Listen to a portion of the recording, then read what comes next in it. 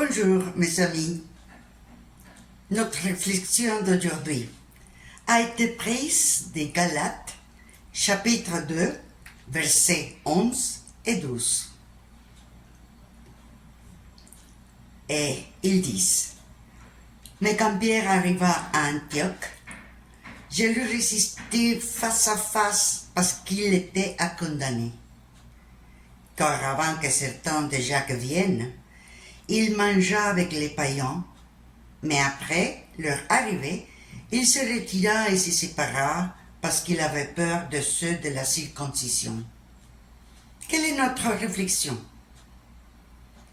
Bien que l'apôtre Pierre ait été un disciple du Maître Jésus, il a commis quelques erreurs. L'un d'eux a été la simulation et aussi la méconnaissance du Maître. L'apôtre Paul lui a reproché de manger avec les païens, et lorsque les Juifs orthodoxes arrivaient, il ne mangeait que de la nourriture juive.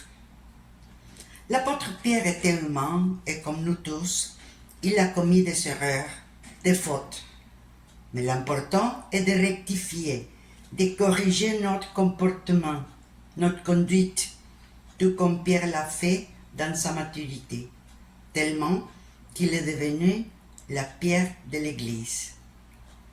Lorsque nous sommes fermes dans nos croyances, nous devons assumer et parler sans crainte, mais avec douceur et politesse.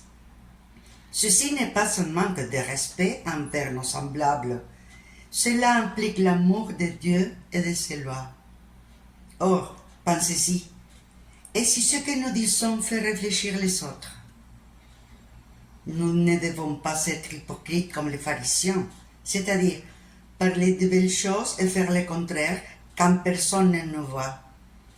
Eh bien, c'est ce que nous croyons, puisque Dieu voit et c'est tout. Il faut parler avec du courage et avec la vérité, comme l'a fait l'apôtre Paul.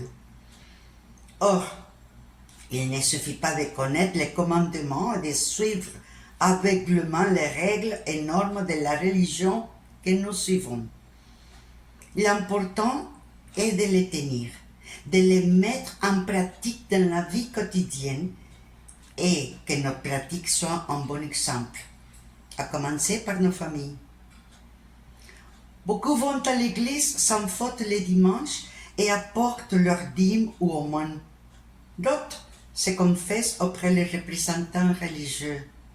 Mais dès qu'ils quittent le temple ou l'église, ils pêchent. Certains font des jeûnes, des pénitences ou des sacrifices.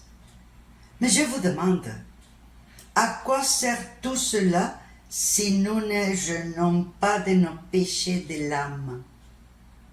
Si nous ne sacrifions pas la haine, la paresse, la colère, l'orgueil, la luxure, l'envie, l'avidité et la gourmandise, nous ferons très peu de progrès sur le chemin spirituel et nous ne retrouverons pas Dieu le Père. L'amour et la charité envers les autres doivent être notre étendard. Il est important d'étendre les mains aux nécessités. Et une façon de les aider est de leur offrir le véritable enseignement de Jésus-Christ et de l'apôtre Paul.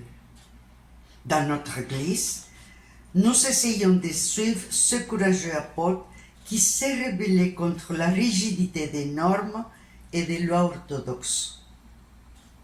Ces normes, ces lois, empêchaient beaucoup de personnes d'appartenir au véritable christianisme. La seule chose que nous demandons, c'est que les gens aient une conduite juste et intègre. Merci beaucoup.